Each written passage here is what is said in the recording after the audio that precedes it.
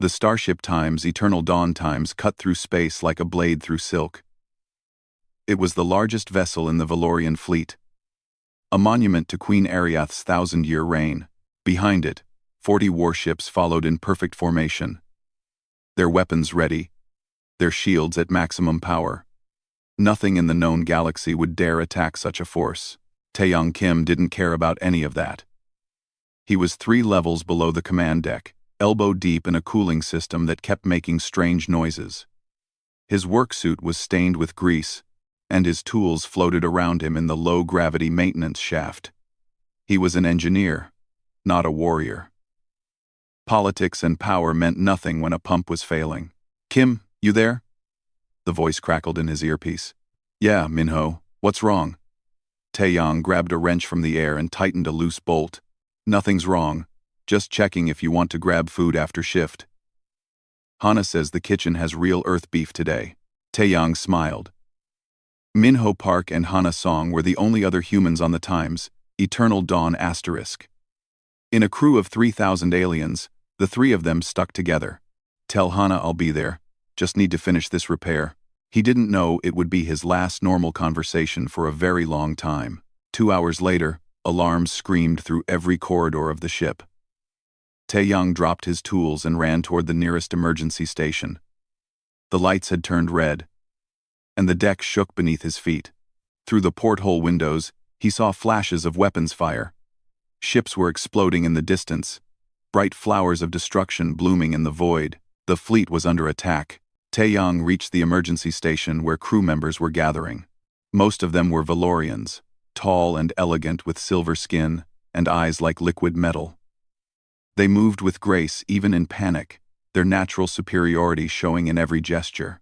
A few other species mixed in the crowd, the rock-like grendons, the insect chiric, the floating whispers, but humans were rare this far from Earth. "What's happening?"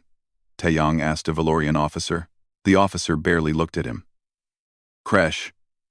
They're not extinct after all." His voice carried the bitter taste of fear. The Kresh.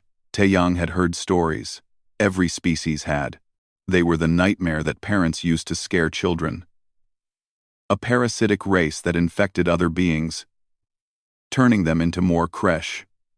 They ate civilizations from the inside out. The galaxy had supposedly wiped them out 200 years ago. Supposedly. The Times Eternal Dawn Times shuddered violently. Metal groaned.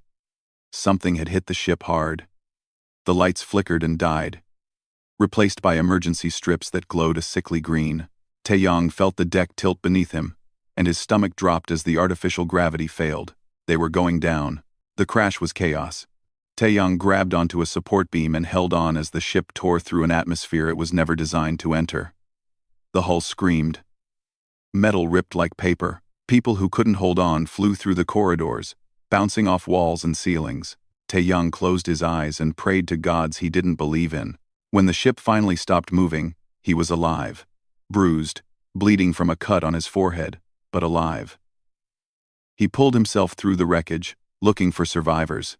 The beautiful corridors of the Times Eternal Dawn Times were now twisted tunnels of broken metal and sparking wires. Bodies floated in the zero-gravity sections. Some were moving, most weren't. "Minho? Hana?" He called out their names, but only silence answered. He found the survivors gathering near what used to be the main cargo bay. The crash had torn the ship open, and through the gap, he could see a gray sky and gray dirt. They had landed on a planet, Hesper 9, someone said, a mining colony that had been abandoned years ago. Queen Ariath stood in the center of the survivors, and Taeyong felt his breath catch. He had never seen her in person before. She was beautiful in the way that sharp knives were beautiful, elegant, and dangerous. Her silver skin seemed to glow in the dim light, and her eyes held the weight of centuries. She wore a long coat of deep blue, somehow still perfect despite the crash. "How many?" she asked. Commander Relock, head of her personal guard, bowed his head. 14, my queen. 12 of my sentinel guards, the human engineer, and yourself." Taeyong looked around. 14 survivors from a crew of 3,000. He didn't see Minho or Hana anywhere. His chest felt tight, but he pushed the grief down. There would be time for that later. Maybe. The creche will come, Queen Ariath said simply. This was a trap. They wanted me here. Then we must find shelter, Commander Rilok said. Fortify a position. Our distress signal is broadcasting. Rescue will come. Commander Rilok. Calm. Calm and will. Calm and will. Calm and will. Calm and will. Calm and will. Calm and will. Calm and will. Calm and will. Calm and will. How long? The Queen asked. 3 days, maybe 4. Taeyang watched the Sentinel Guards prepare. They were impressive warriors, each one enhanced with cybernetic implants that made them faster and stronger than any natural being. Their armor was scarred from battle, their weapons humming with power. These were the best soldiers the Valorian Empire had ever produced. Legends walked among them, warriors who had fought in 100 battles and never lost. They found shelter in an old mining facility a kilometer from the crash site. It was built into the side of a hill, with thick walls and a defensible entrance. The main hall was huge, with columns reaching up to a high ceiling and a raised platform at the far end. It looked like a throne room from ancient Earth history. This will do, Commander Rilok said. He began positioning his guards, setting up defensive fields, checking sight lines and firing angles. The sentinels moved like dancers, each one knowing exactly where to be and what to do. Taeyang tried to help, but he was just an engineer. He didn't know tactics or strategy. He found a corner and began checking the facility's power systems. Maybe he could get the lights working. Maybe the old mining lasers still functioned. Anything to be useful. Night fell on Hesper 9. The survivors ate emergency rations in silence. Taeyang sat apart from the Valorians, feeling very small and very human. He thought about Minho and Hana. He thought about Earth, so far away. He thought about his grandmother, who had raised him after his parents died. She used to tell him stories about human history, about warriors and heroes, and last stands. Why do we remember the battles we lost? He had asked her once. She had smiled. Because sometimes, just standing up is the victory. He didn't understand then. He was starting to now. Outside, in the darkness, something moved. Taeyang saw it through the windows, shapes flowing across the gray dirt like oil. Thousands of them. Coming closer, the creche had arrived.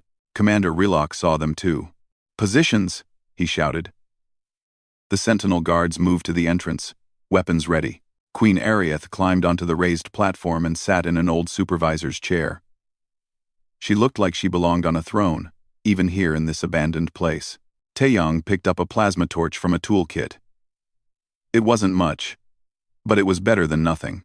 The first wave hit like a hammer. The battle for Hesper 9 had begun. The creche looked wrong.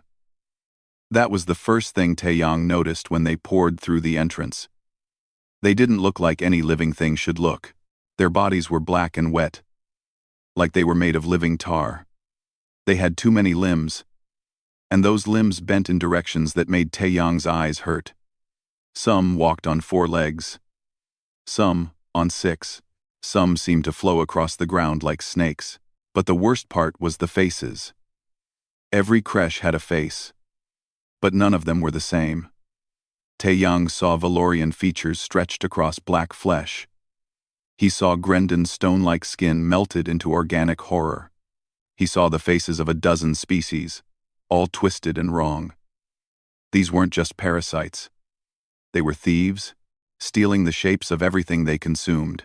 Commander Rilok gave no speeches. He simply raised his hand and brought it down. The sentinel guards opened fire. Energy weapons lit up the hall like a sun had been born inside it. Plasma bolts struck the creche in waves, and the creatures exploded into black mist. Laser beams cut them in half. Particle cannons reduced them to atoms. The sentinels were precise and efficient, each shot finding its target.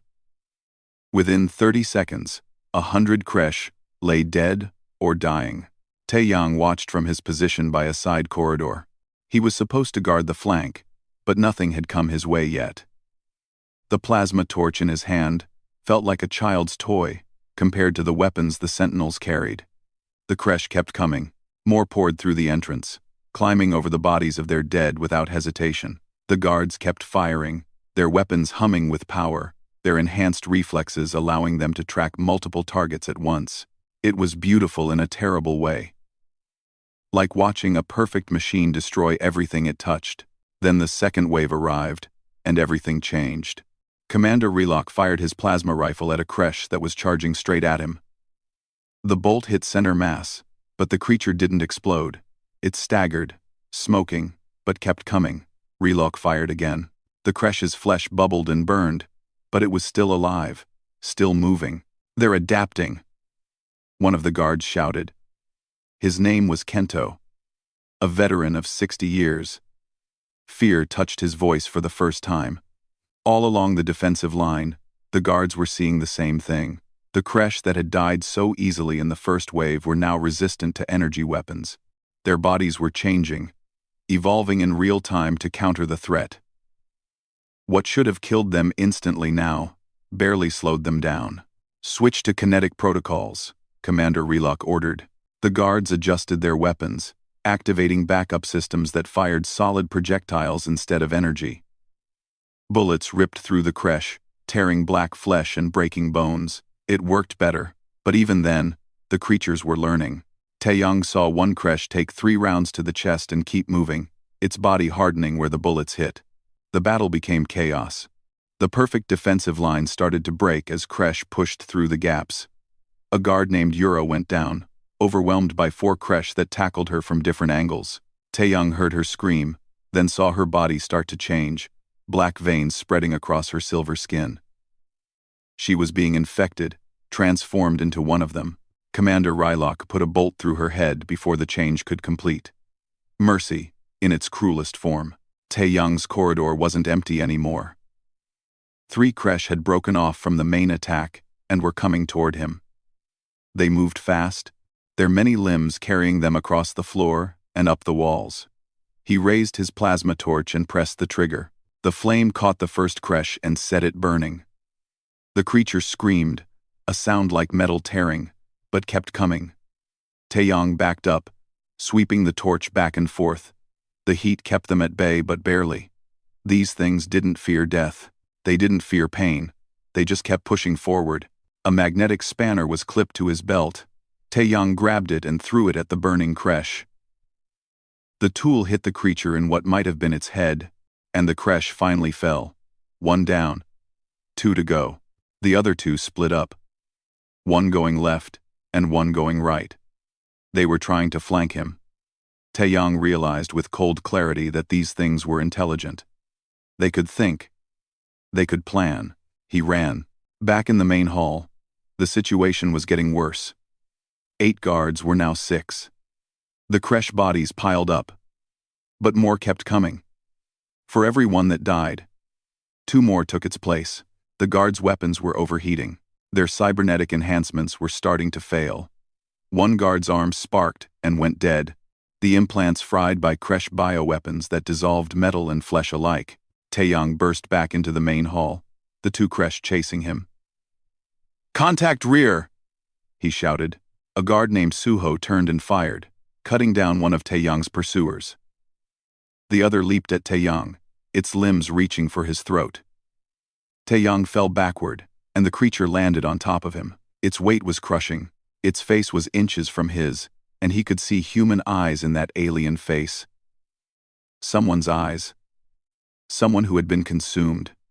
He shoved the plasma torch into the Kresh's mouth and held the trigger down.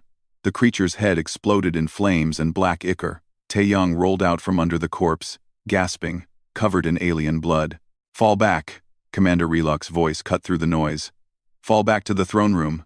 The remaining guards retreated in good order, covering each other, dragging their wounded. Taeyong ran with them, his heart hammering in his chest. The throne room was the raised platform at the back of the hall. It had only one way up a set of wide stairs, defensible, but also a trap. Once they were up there was nowhere else to go. Queen Arieth still sat in her chair, watching the battle with calm eyes. She hadn't moved. She hadn't spoken. She simply observed as her guards fought and died for her.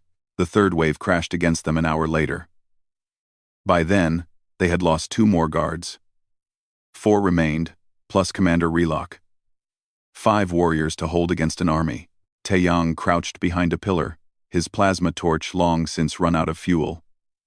He had found a piece of broken pipe and held it like a club. It was primitive and crude, but it was all he had. He watched the sentinel guards make their stand.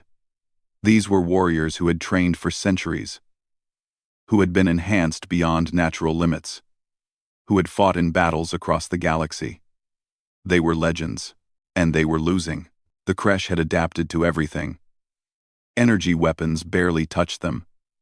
Kinetic rounds wounded but didn't stop them. The guards' cybernetic implants were failing one by one, corrupted by Kresh bioweapons that ate technology like acid. Commander Relock's right eye flickered and went dark, the implant dead. Another guard's leg servos locked up, leaving him unable to move properly. A guard named Borum made a last stand at the bottom of the stairs. She held them for 5 minutes, her blade cutting through Kresh bodies in a dance of death. Then they overwhelmed her. Taeyang looked away as she went down. 4 guards left. The 4th wave came at dawn. Light filtered through cracks in the ceiling, painting the carnage in shades of gray and red. The Kresh had surrounded the platform, thousands of them filling the hall. They didn't attack immediately. They just waited, watching with their stolen eyes. Commander Rylock stood at the top of the stairs, his armor dented and broken, his weapons nearly empty.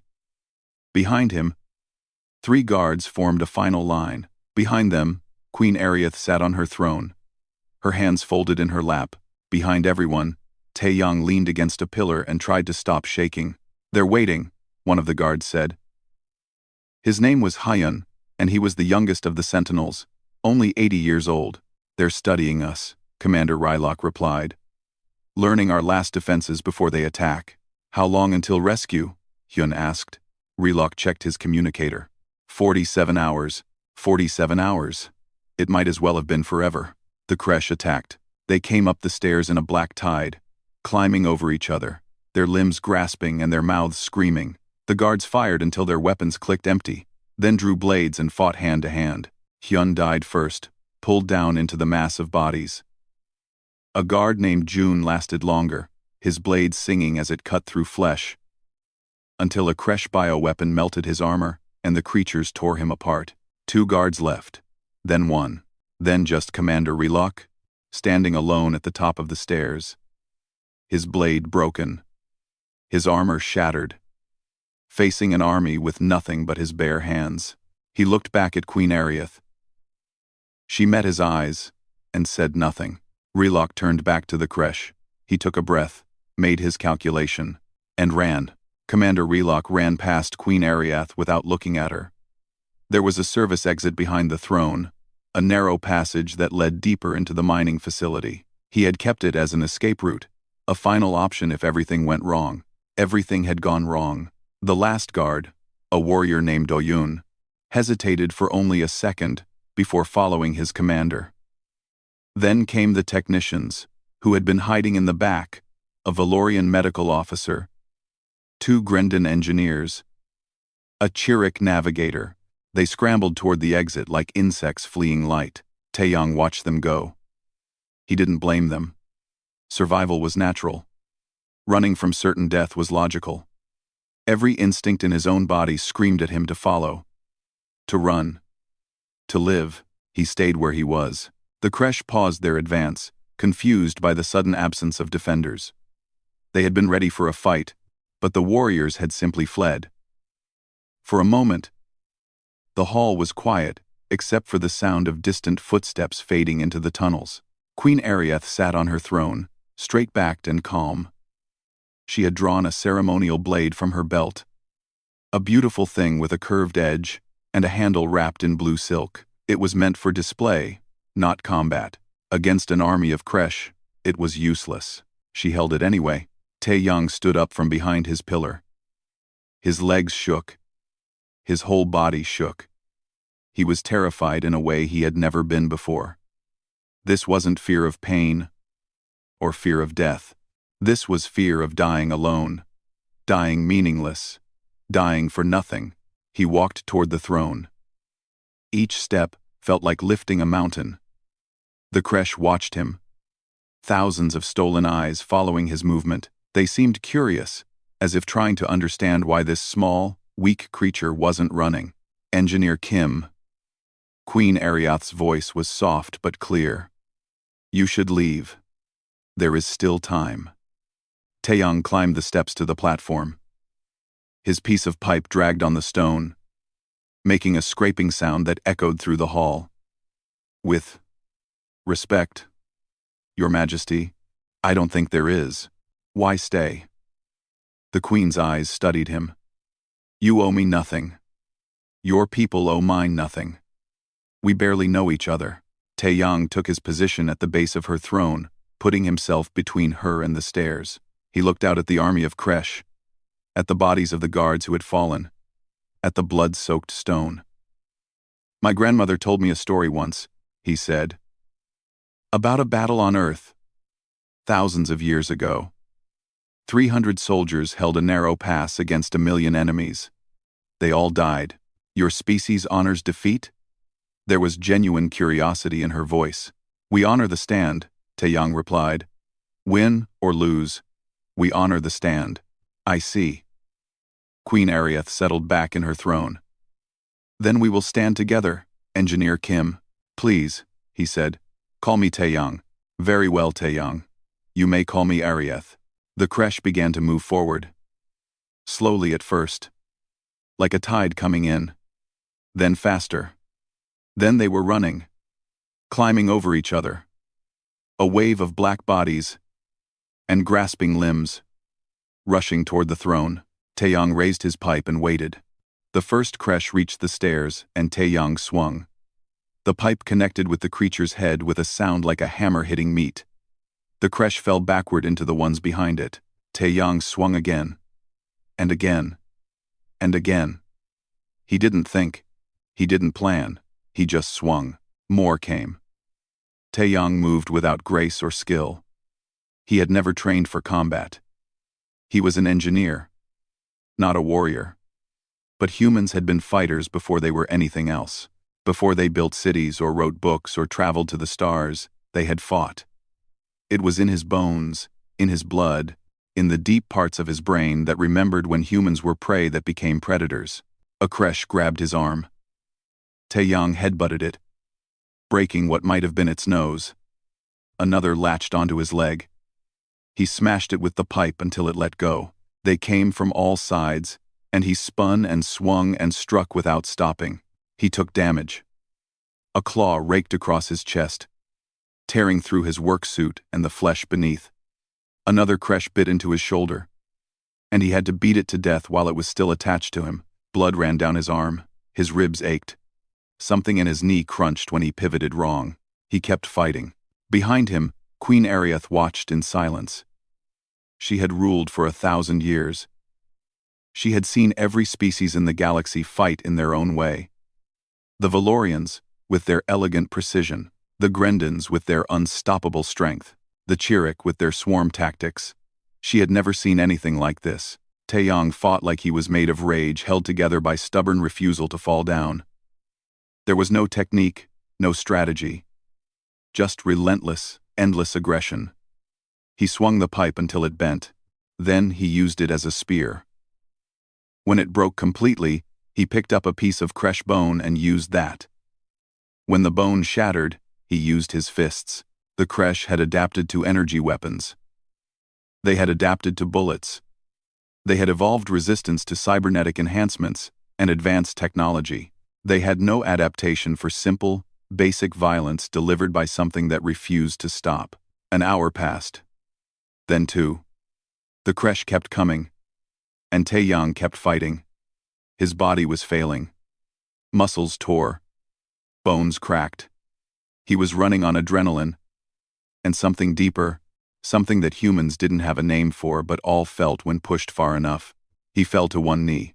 A Kresh jumped on his back. He rolled backward and crushed it against the stone. He stood up, swaying, and another Kresh hit him from the side. He caught it by the throat and slammed it into the stairs until it stopped moving. Blood covered him. Most of it wasn't his, but enough of it was. He could taste copper in his mouth. His vision blurred at the edges. He was going to die here. He knew that. His body couldn't take much more. Just a little longer, he thought. Just one more. He swung his fist at another creche and felt something break in his hand. Didn't matter. He had another fist. He used it. Queen Ariath spoke from her throne. Taeyang, you can rest. You have done enough. Not yet, he gasped. Not yet. 3 hours. 4. The sun was fully up now. Light streaming through the broken roof. The creche bodies were piled so high on the stairs that the new ones had to climb over mountains of their dead. The blood was ankle deep. Taeyang stood in the middle of it, barely recognizable as human. He was covered in gore. His clothes torn. His body a map of wounds. He shouldn't be standing. Every law of biology said he should be dead. He stood anyway. A creche charged at him. He caught it and threw it off the platform. Another came. He grabbed a broken piece of railing and drove it through the creature's center mass. Another. Another. Another. They kept coming, and he kept fighting. And somewhere deep in their collective consciousness, the creche began to feel something they had never felt before. Doubt. This thing wouldn't die. It should die. Everything died eventually. But this small, weak, unenhanced creature kept standing, kept fighting, kept refusing to fall. The creche had faced warriors with superior technology. They had fought species with natural weapons and armor. They had overcome every obstacle through adaptation and numbers. They had never faced something that simply would not stop. Taeyang fell to both knees. He couldn't feel his legs anymore. His arms barely responded when he tried to lift them. He looked up and saw more creche coming. An endless tide of black bodies. Just one more, he thought. Just one more heartbeat. One more breath. One more second of standing. He stood up. The creche stopped. They didn't retreat. They didn't flee. They just stopped. Frozen in place. Staring at this impossible thing that refused to accept its death. In all their existence, across all the civilizations they had consumed, they had never encountered anything like this. Taeyang swayed on his feet. His vision was fading. He could hear his heartbeat in his ears, slow and heavy. He was going to fall. Any second now, he was going to fall. Not yet. One more second. One more. In the distance, he heard a new sound. Ships, engines. The rescue fleet had arrived early, drawn by the intensity of the battle. The creche heard it too. And for the first time in their species' history, they made a choice. They ran. They flowed back through the hall like a dark tide retreating, leaving their dead behind, fleeing from a single opponent who had done what armies couldn't do. They fled from a human who refused to fall. Taeyang watched them go. His last thought before darkness took him was simple. One more. He fell. Queen Ariath was there to catch him. Taeyang woke up to white light and the smell of medicine. For a moment, he thought he was dead, that this was whatever came after. Then the pain hit, and he knew he was alive. The dead didn't hurt this much. Don't move. A gentle hand pressed on his shoulder. A Valorian medical officer, her silver face showing concern. You have 17 broken bones, internal bleeding, 3 cracked ribs, severe muscle damage, and more cuts than I could count. Moving is a bad idea. How long? Taeyang's voice came out as a rasp. 3 days. You've been unconscious for 3 days. The doctor checked something on a screen above his bed. Your body tried very hard to die. We had to work equally hard to stop it. Taeyang looked around. He was in a medical bay on a ship. A real Valorian warship by the look of it. Clean walls, advanced equipment, the soft hum of engines. Through the window, he could see stars. The Queen? He asked. Alive and well, thanks to you. The doctor smiled. She's been here every day, checking on your progress. She said she owed you a debt that could never be repaid. I was just... Taeyong stopped. He didn't know how to finish that sentence. He was just doing what? His job? His duty? The right thing? All of it? None of it? You were just standing, the doctor said softly. Sometimes that's everything. She left him to rest, but Taeyong couldn't sleep. His mind kept going back to the throne room, to the feeling of the pipe in his hands, to the endless wave of Kresh. He remembered falling, and he remembered Queen Ariath's arms catching him, impossibly strong for someone who looked so delicate. 4 days after waking up, he could walk again. Barely. He limped through the ship's corridors with a cane, his body wrapped in bandages and healing gel. Other crew members stopped to stare at him. Some nodded with respect. Others looked away, uncomfortable. He found out why when he reached the observation deck and saw Commander Rylock. The Valorian commander stood alone, staring out at the stars. His armor was gone, replaced by a simple uniform. He looked smaller without it. More ordinary. When he heard Taeyong's footsteps, he didn't turn around. "Engineer Kim," Rylock said quietly. "I wondered when we would speak." Taeyong stood beside him, leaning on his cane. "Commander, not anymore." Rylock's voice was flat. "I've been stripped of rank. The Sentinel Corps has been disbanded by royal decree. All of us who fled the throne room have been labeled as cowards and exiled." Taeyong didn't know what to say. He had seen Rylock run. He had watched the legendary warrior choose survival over duty. Part of him understood it. Part of him didn't. "You must hate us," Rylock continued. "You stayed and fought while we ran. You stood while we fled. You were everything we were supposed to be." "I don't hate you," Taeyong said honestly. "I was scared too. I almost ran. But you didn't." Rylock finally looked at him. The Valorian's eyes were tired. "Ancient. Do you know why I ran? You calculated the odds. You knew you couldn't win." "Yes, I calculated." Rylock's laugh was bitter. "I have fought in 200 battles. I have faced armies and monsters and death itself. I survived them all. Because I could calculate, find the angle, exploit the weakness, survive to fight another day. It's what makes a good soldier." He paused, his hands gripping the railing. "But the Queen doesn't need soldiers. She needs guardians. And a guardian doesn't calculate odds. A guardian just stands." "I'm not a guardian," Taeyong said. "I'm an engineer.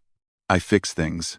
"You stood between the Queen and an army with nothing but a piece of pipe," Rylock replied. "You're more of a guardian than I ever was." Before Taeyong could respond, the door opened, and Queen Ariath entered. Both men immediately bowed, though it made Taeyong's ribs scream in protest. "Commander Rylock," the Queen said, "I believe I asked you to vacate this ship." "I'm leaving, Your Majesty." "I just wanted to speak with Engineer Kim first." Rylock straightened. "If I may be dismissed?" Queen Ariath nodded, and Rylock left without another word. Taeyong found himself alone with the ruler of the Valorian Empire. "Walk with me," she said. They moved slowly through the ship, matching pace with Taeyong's limp. The Queen said nothing for a long time, just walked beside him. Her presence, somehow both commanding and comfortable. "The galaxy is talking about you," she finally said. "The human who stood against the Kresh alone. The unenhanced engineer who did what cybernetic warriors could not. You're becoming a legend." "I don't want to be a legend," Taeyong replied. "I just want to go back to fixing cooling systems." "Can you?" Queen Ariath stopped walking and turned to face him. "After what happened, can you truly go back to being just an engineer?" Taeyong thought about it. About the throne room, the blood, the endless fighting. About the feeling of standing while everything in him screamed to run. "I don't know." "I watched you, Taeyong. I watched you fight for 4 hours against an enemy you could never defeat. Your body was failing. Your weapons were breaking. You had every reason to run, every logical excuse to flee. But you stood." She reached out and placed a hand on his shoulder. "Do you know why?" "My grandmother's stories," Taeyong said. "About warriors who stood at impossible odds." "No." The Queen's eyes met his.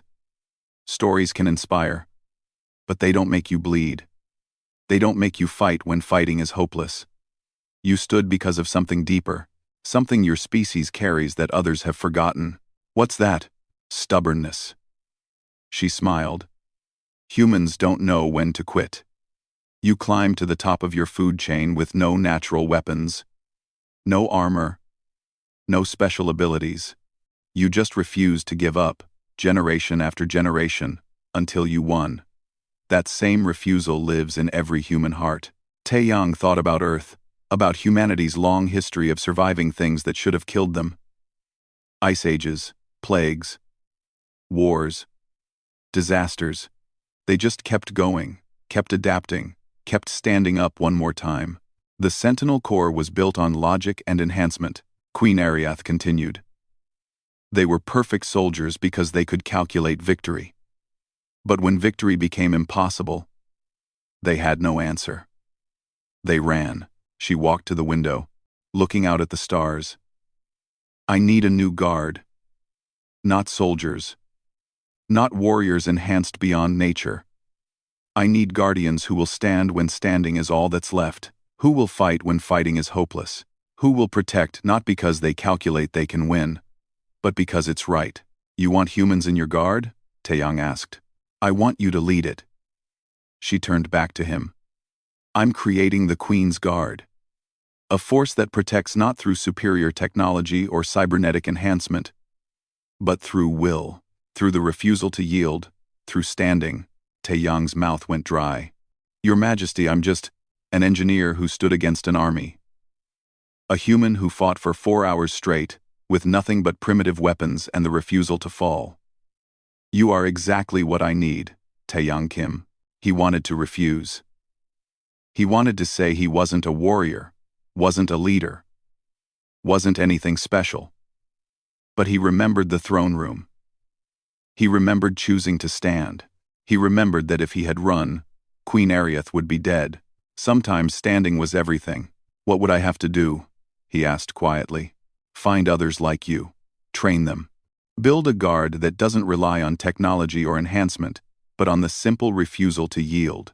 Show the galaxy that sometimes the most basic qualities, courage, stubbornness, loyalty, are worth more than any weapon. She extended her hand. Will you stand with me, Taeyang Kim? He took her hand. His grandmother would have been proud. I'll stand, he said. Queen Ariath smiled. Then let us begin. 5 years later, Taeyang Kim stood in the same throne room on Hesper 9. The mining facility had been preserved exactly as it was after the battle. The blood had been cleaned away, but the damage remained. Scorch marks on the walls, cracks in the stone stairs. The bones of Kresh still littered the corners, reminders of what had happened here. The room had become a shrine. More than that, a testing ground. Taeyang wore armor now, though not like the Sentinels had worn. His was simple, practical, designed to protect without restricting movement. On his chest, he wore the symbol of the Queen's Guard, a single figure standing before a throne. He wasn't alone. 20 candidates stood in a line before him, members of different species from across the galaxy. 3 Valorians, 5 Grendans, 4 Chirruk, 2 Whispers, and 6 humans. You know why you're here, Taeyang said, his voice carrying through the hall. You've all volunteered for the Queen's Guard. You've all passed the physical tests, the mental evaluations, the background checks, but none of that matters. There's only one test that matters. He walked along the line, meeting each candidate's eyes. The stand. You will take position at the base of those stairs. You will be given a basic weapon, no energy shields, no advanced technology, just metal and your own body. And you will hold that position for 1 hour against everything we throw at you. A Valorian candidate raised her hand. Her name was Yuna. What do you throw at us? Everything, Taeyang replied. Combat drones. Holographic enemies. Environmental hazards. Pain.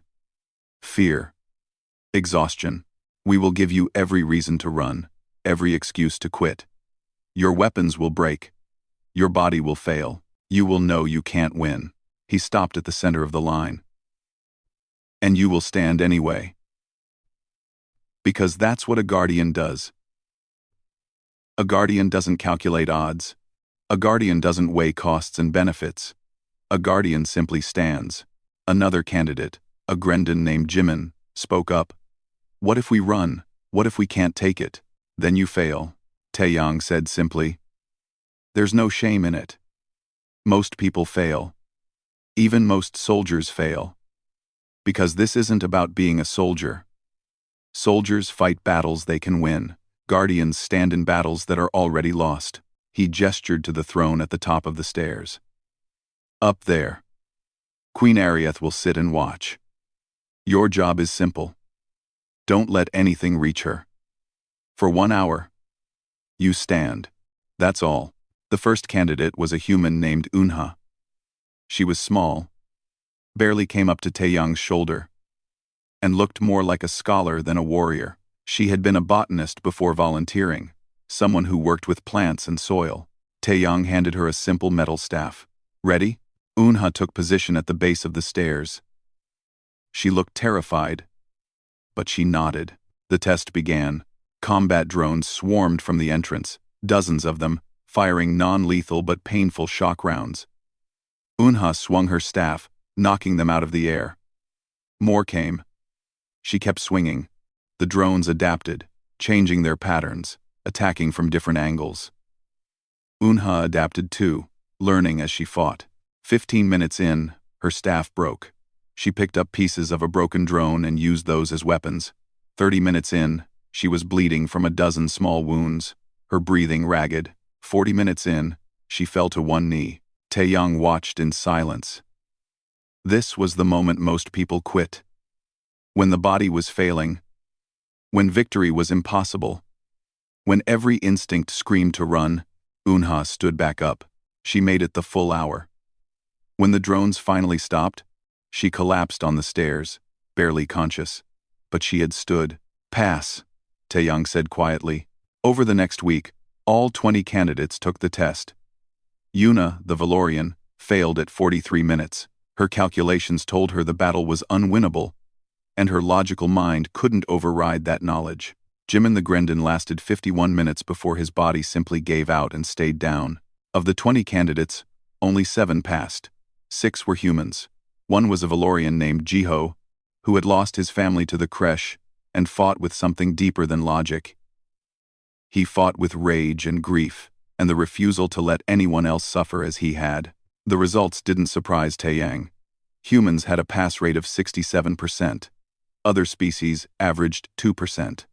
It wasn't that humans were stronger or tougher. It was that humans had evolved on a death world.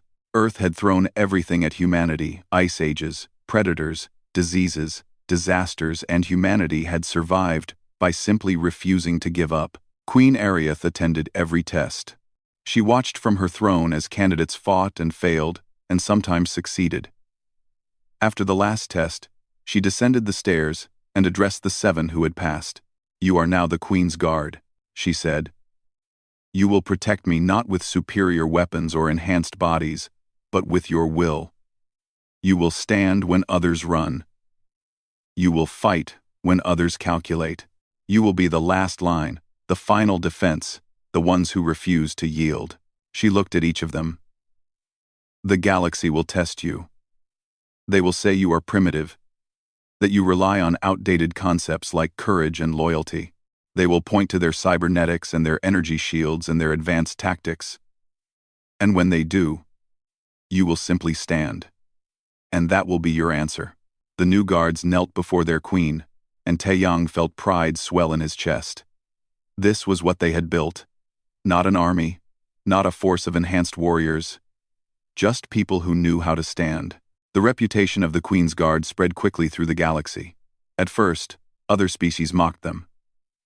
Guards with basic weapons, no cybernetic enhancements, no energy shields. It was laughable. Then the creche returned. They attacked a colony on the edge of Valorian space, a mining operation with 5,000 inhabitants. The defense forces fell back, overwhelmed. The evacuation order was given.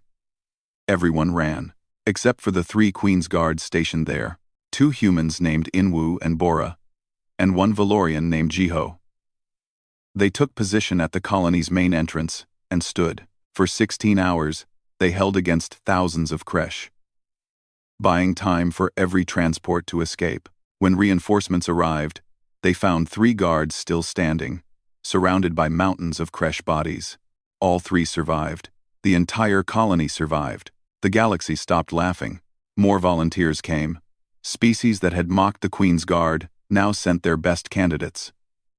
The tests continued, and the standards never lowered.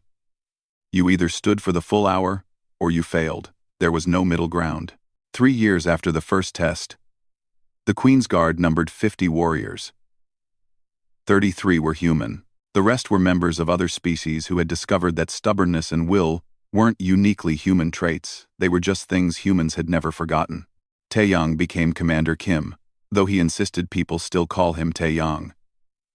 He trained every new recruit personally, putting them through the stand, watching them fight and fail, and sometimes succeed.